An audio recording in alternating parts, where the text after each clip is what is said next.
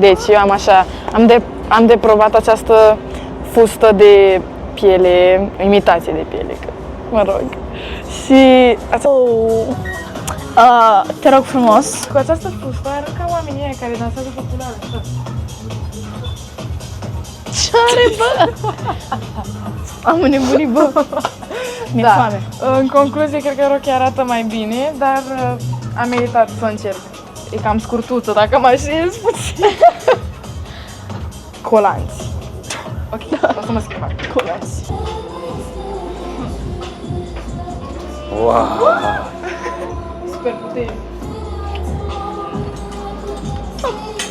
Eleven din Stranger Things.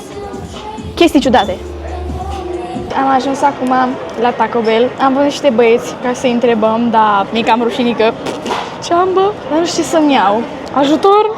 Și lui Ane e rușinică să te ducă. Dar nu știu ce să-mi iau! La revedere, ne vedem peste 2 minute când mă decid și eu cu ce să iau.